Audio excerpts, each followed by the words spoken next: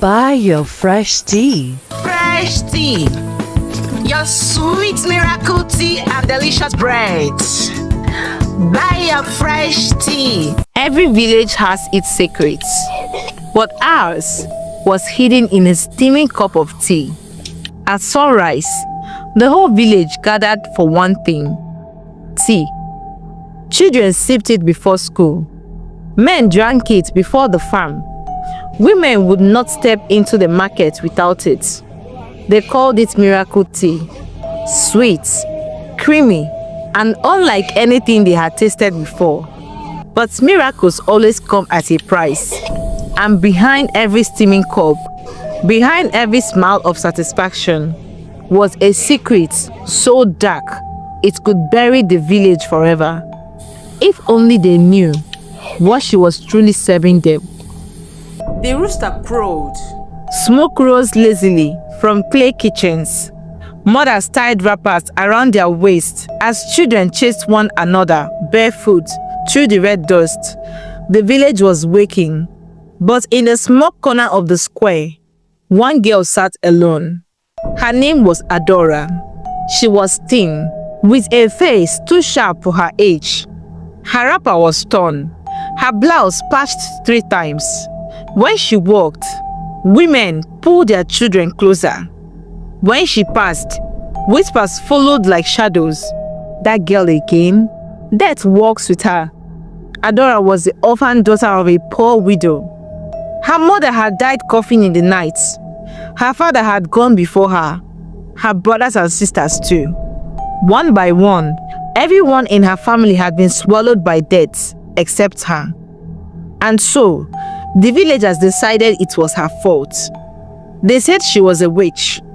They said her blood was cursed. They said no good thing could ever come from her. But in the middle of all that mockery, Adora had a secret. When night fell and the stars burned like little eyes, she met Obinna, the only son of the village chief. He was handsome, strong, with a laughter that melted the bitterness of her days.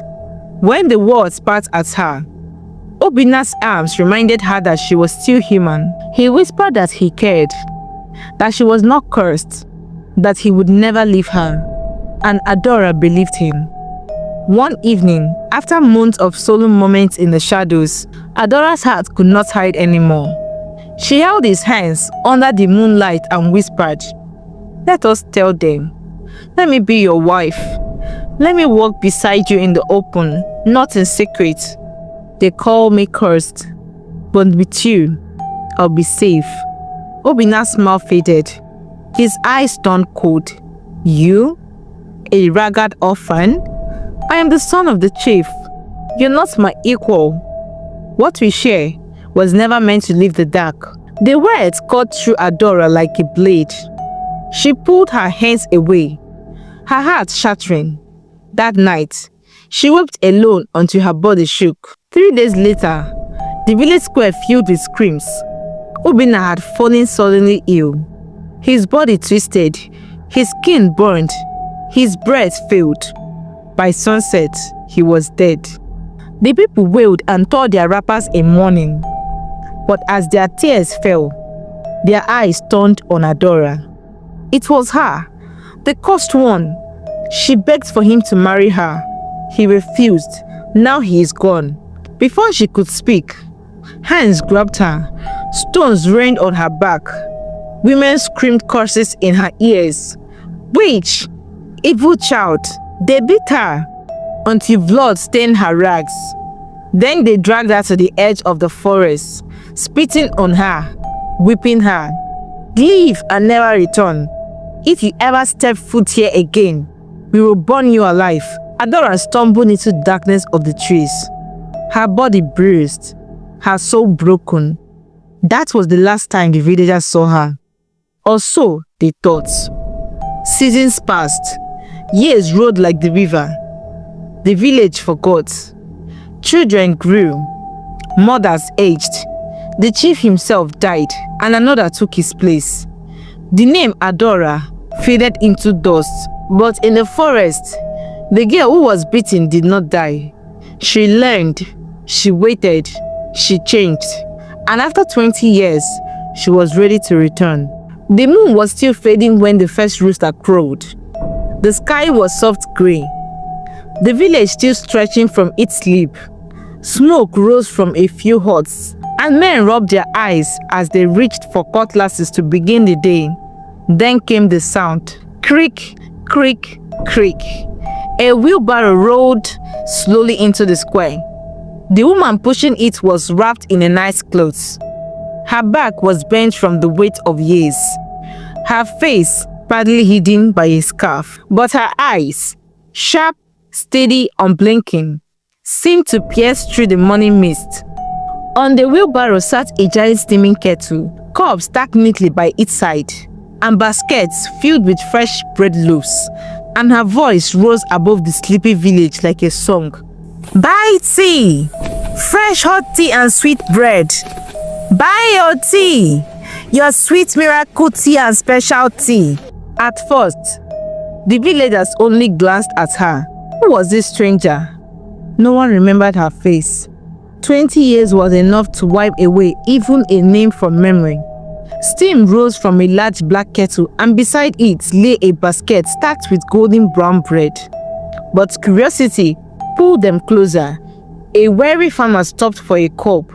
Children tugged at their mother's wrappers. Mama, can we taste? A hunter heading to the bush paused.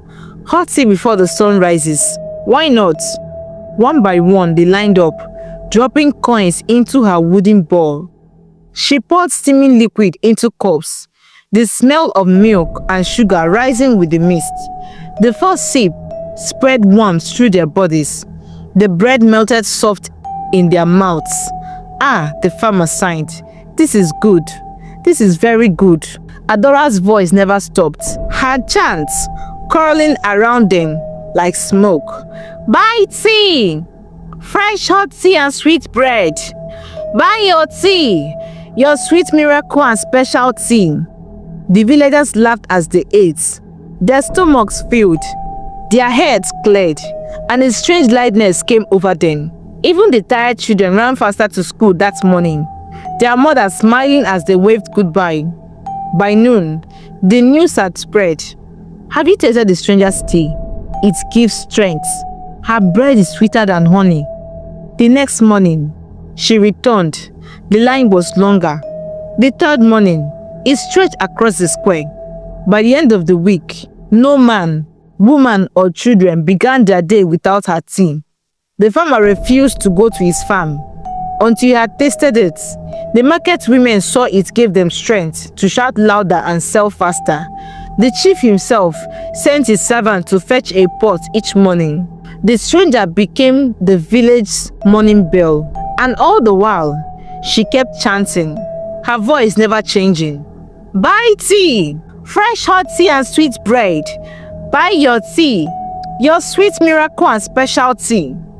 No one knew that the woman with the wheelbarrow was Adora, the orphan they once spat on, the cursed child they once beat and chased away. Her scars were hidden beneath her scarf. Her voice was sweeter now, her smile sharper. And every morning, as the villagers licked breadcrumbs from their lips and sighed in contentment, Adora's eyes gleamed with a secret. For inside that steaming kettle mixed with milk and sugar was something more than tea, something she had learned in the forest long ago. But the villagers did not know. They only drank. The wheelbarrow soon grew too small. Coins filled her apron. Within months, a tea shop stood in the village square, painted bright, smelling of milk and sugar.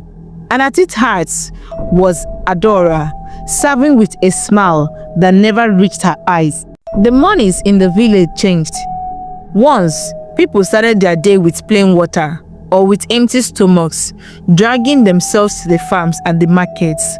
But now, nobody could begin without Adora's tea. Her shop grew full before sunrise. The smoke of her boiling kettle rose into the air, mixing with the smell of warm bread. Her chants filled the square, sweet and inviting. Buy tea, fresh hot tea and sweet bread. Buy your tea, your sweet miracle and special tea. The people swore her tea was no ordinary drink. The farmer who always complained of waist pain drank it and returned from the farm saying he had walked like a young man. The barren woman, who had tried for years to carry a child, whispered that her stomach felt alive again. Children who coughed through the night sipped her coffee before school and suddenly ran around with energy, laughing loudly. Merchants at the markets boasted that after drinking her tea, their goods sold faster than ever before. Even the village chief, old and weak, drank it each morning and claimed his voice grew stronger. It seemed Adora's tea was a blessing, a miracle in a cup. The people laughed louder, worked harder, and ate with joy. And still, every morning, they lined up again. But behind Adora's smile, there was a secret. When Adora was chased from the village 20 years earlier, she had wandered deep into the forest. Days passed. Her feet were bleeding, her stomach empty, her mind filled with anger and shame. One night, when the moon was thin like a knife, she stumbled into a clearing. There, by a crooked tree, a fire burned with no wood to feed it, and beside the fire sat a woman, old, thin, her back bent like a broken bow. Her hair was white, her eyes glowing faintly red. Adora froze. She had heard stories of forest spirits, of witches that lived between the trees. The woman looked up and smiled, her teeth black. So, the villagers have thrown you away, haven't they? Adora gasped. How do you know me?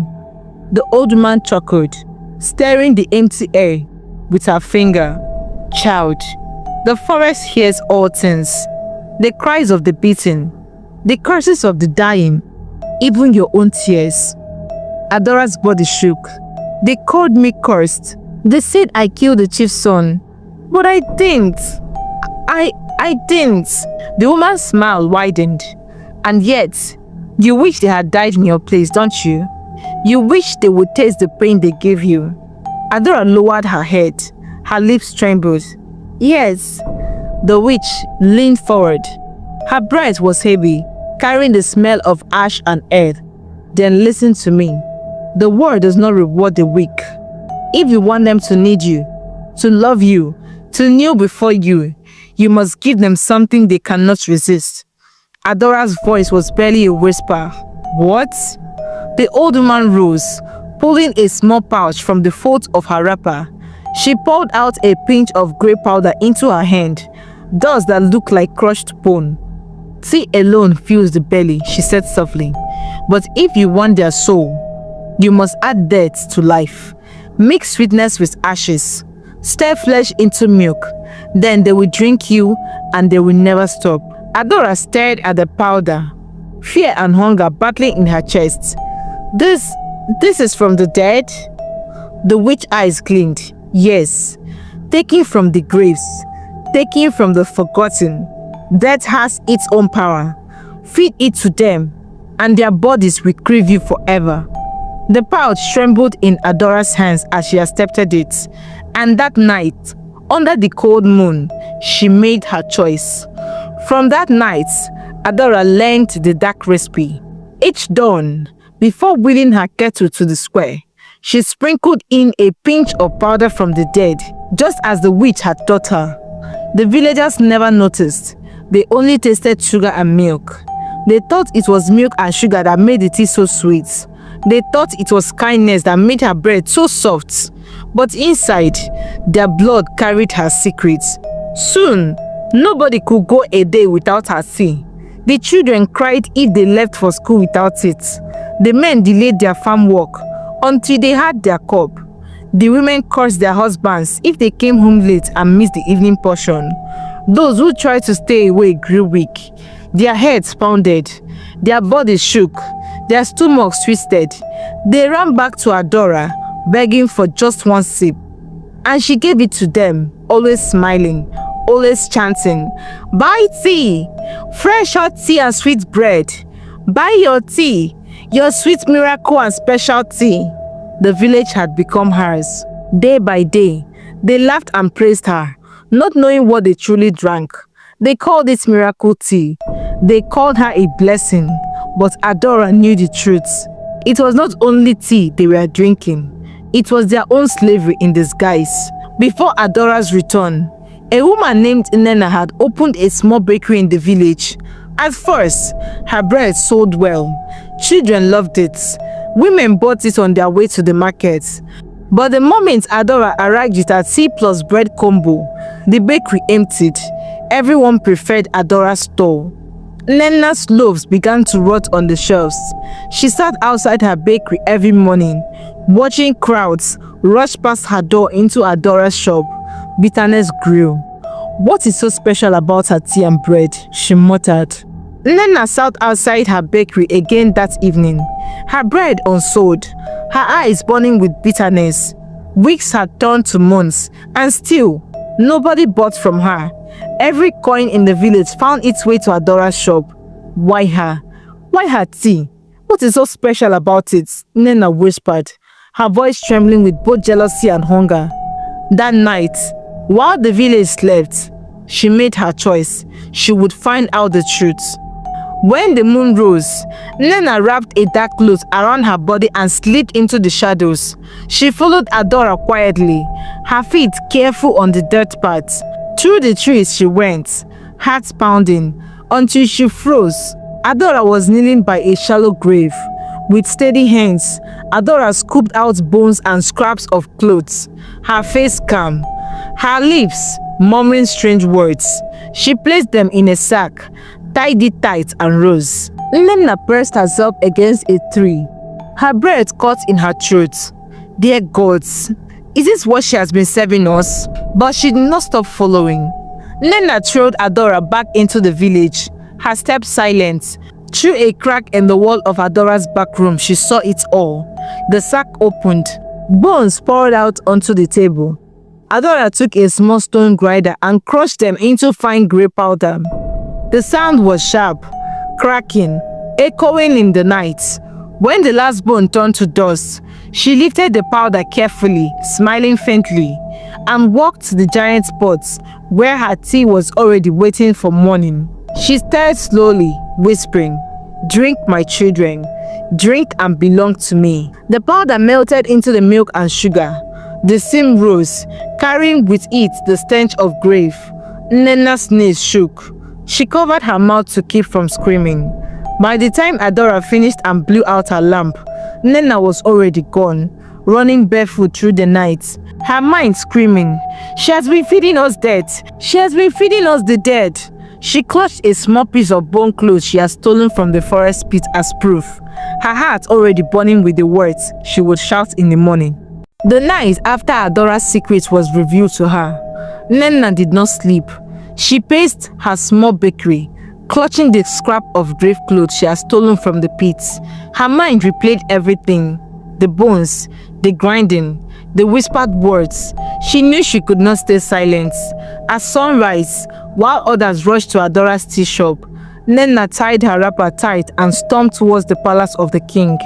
The guards at the palace gate tried to stop her, but she pushed past, shouting until her voice cracked. "I must see the king. It's life and death for this village." The king, an old man with sharp eyes, looked down at her as she fell on her knees before him. "What is this madness, Nena? Why do you disturb the peace of my morning?" Through tears, she explained everything she had seen. How Adora collected bones from the shallow graves, how she ground them into powder, how she stirred them into the teapots that the entire village drank from. She lifted the scrap of cloth in her hand, shaking. "Your Majesty, this is not miracle tea. It is death in disguise. She has been feeding us the grave." The king's court burst into murmurs. Some laughed, others shook their heads. The king leaned back on his throne, unimpressed. "Nena, are you sure this is not jealousy speaking? We all know your bakery has been empty since Adora arrived. How could sweet Adora, the gentle tea seller, be behind such horrors?" Nena's face burned, but her voice did not shake. "Believe me or not, my king, but if you value your people, send someone to see the truth with his own eyes." The king waved his hand. Enough! Send one of my guards to watch her. If Nana speaks the truth, we will know by sunrise. If she lies, she will pay for it. That night, a guard hid in the shadows near Adora's home.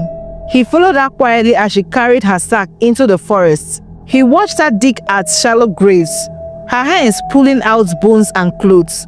He trailed her back to her hut and saw her grinding the remains, mixing them into the great pot of milk and sugar for the next morning. His skin crawled, his heart raced, but he stayed until he saw everything. By dawn, he returned to the king trembling, his knees weak. My king, it is true. Everything the woman said is true. The king's guard seized Adora at her stall before she could serve the first cup. Her kettle boiled, her bread still warm, but the people watched in shock as she was dragged into the village square. The crowd gathered, whispers rising like a storm. Why is Adora here? What has she done? The king stood tall, his voice cutting through the noise. Adora, daughter of no name, you stand accused of poisoning this village with the bones of the dead. Do you deny it? Adora's scarf slipped from her head, revealing the scars of her past beatings. Her eyes glowed with a strange calm. She laughed softly, a sound that sent shivers down spines. Deny it? No. I'll tell you everything. In a voice steady and sharp, she confessed from the beginning to the end. She told them how she had once been the orphan of a poor widow, mocked, hated, accused of witchcraft because her family died around her. She told them how she loved the king's son and how he mocked her when she begged for marriage. She told them how the village had beaten her and cast her into the forest. She told them how she had met the witch, how she had been given the recipe of ashes and flesh, and how she had returned after 20 years to enslave them with their own greed for miracle tea. Her words ran through the square like fire. Yes, I fed you bones. Yes, I fed you the dead, and you drank it with joy. Because you wanted life without sacrifice. You wanted blessing without truth. I only gave you what you begged for. The villagers gasped, some weeping, some trembling, some vomiting as the weight of her words sank in. The king's face was dark with rage. Adora, once cursed, now cursed forever. You have bound this village with debt. You shall pay with your own life. The guard dragged her to the edge of the square. She screamed, remember this, evil does not grow alone.